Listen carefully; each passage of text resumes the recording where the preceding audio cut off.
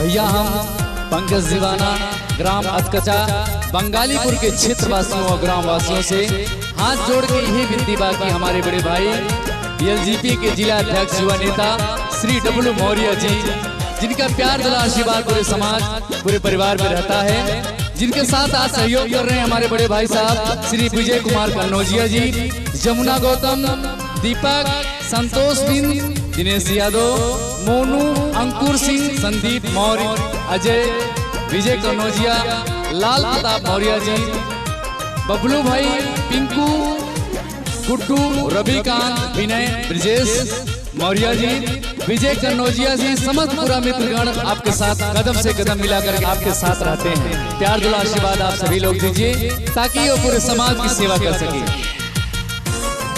डब्लू भैया जिंदाबाद, डब्लू भैया जिंदाबाद, अपना डब्लू भैया के जितावा, किसान अपना गौवा के बनावा, अपना डब्लू भैया के जितावा, किसान अपना गौवा के बनावा।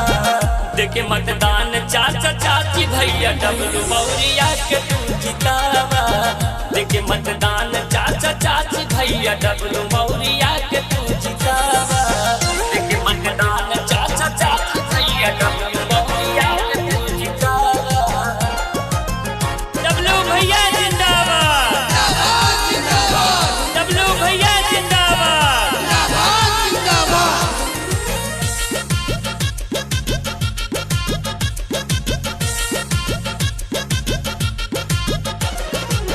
गाँव अदका बंगालीपुर के नेता भैया डब्लू हवे सबका चहेता, सबका चहेता, सबका चहेता। गाँव अदका बंगालीपुर के नेता भैया डब्लू हवे सबका चहेता, सबका चहेता। जिला अध्यक्ष भैया बाड़े मतदान खाली उनका के दिया, जिला अध्यक्ष भैया बाड़े मतदान खाली उनका के दिया। देखे मतदान चाचा चाची भैया डब्लू मौर्या के तू जितावा, देखे मतदान चाचा चाची भैया डब्लू मौर्या के तू जितावा, देखे मतदान चाचा चाची भैया डब्लू मौर्या के तू जितावा। डब्लू भैया जिंदाबाद, डब्लू भैया जिंदाबाद, देखे मतदान चाचा चाची भैया डब्लू मौर्या के तू जितावा। गौवत कवन काम राही ना अधूरा, डब्लू भैया सबके गाई दे हैं पूरा, पूरा, पूरा।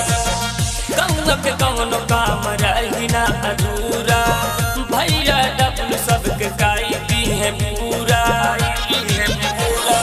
पीछे कन्नौजिया कहे कि धर्म अपने मनवा के हटावा, पीछे कन्नौजिया कहे कि धर्म अपने मनवा के हटावा।